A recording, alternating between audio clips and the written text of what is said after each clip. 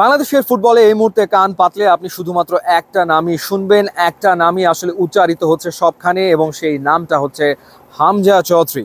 এখন হামজা চৌধুরীর একার পক্ষে কি বাংলাদেশকে জেতানো সম্ভব হবে এই এশিয়ান কাপের বাছাই পর্বের ম্যাচে ভারতের বিপক্ষে?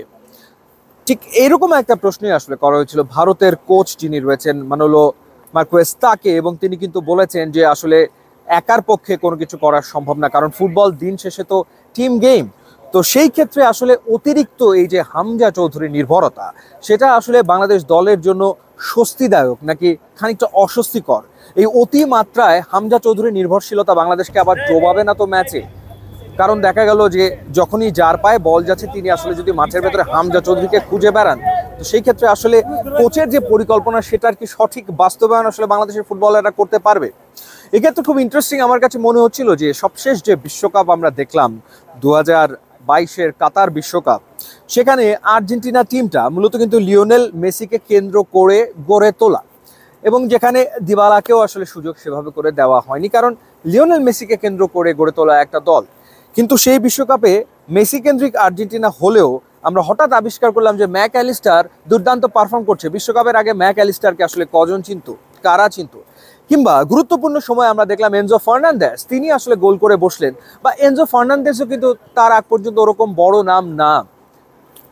আলভারেজ প্রতিভাবান ফুটবলার ছিল, লাউতারো মার্টিনেজ সৌদি আরবের বিপক্ষে মিস করার পর আলভারেজ আসলে সুযোগ পেয়েছে, কিন্তু সেও তো আসলে ওরকম বড় নাম সেই সময় ছিল না। তো যেই ঘটনাটা আসলে ঘটেছে সেটা হচ্ছে লিওনেল মেসি নিয়ে এত আলোচনা, যার মাঝখান থেকে ম্যাক অ্যালিস্টার, এনজো ফার্নান্দেজ কিংবা আলভারেজরা পারফর্ম আসলে করেছে।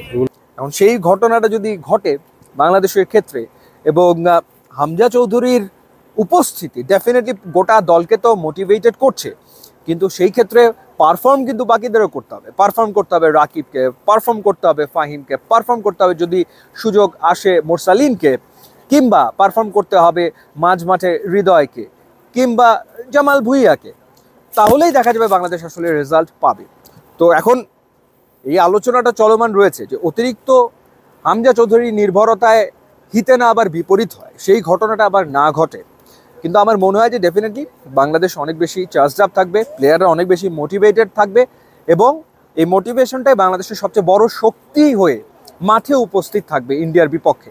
আপনাদেরকে জানিয়ে রাখি টাইমটা, এই শিলংয়ে খেলা শুরু হবে সন্ধ্যা 7টায়, সেক্ষেত্রে বাংলাদেশে খেলা শুরু হবে সন্ধ্যা 7:30টায়। তো দেখা যাক নতুন দিনের সূচনা এই ম্যাচকে কেন্দ্র করে সবাই যেমনটা ভাবছে সেটা আসলে হয় কিনা, এবং একটা 22 বছরের অপেক্ষার অবসান ঘটিয়ে বাংলাদেশ ভারতকে হারাতে পারে কিনা, সেই সুখ স্মৃতি নিয়ে এএফসি কাপের বাছাই পর্ব বাংলাদেশ শুরু করতে পারে কিনা। বাংলাদেশ দলের জন্য থাকলে অনেক অনেক শুভকামনা। ইউটিউব এবং ইনস্টাগ্রাম লিঙ্ক দেওয়া আছে, আপনারা যোগ দিলে খুবই খুশি হব। And thanks for watching.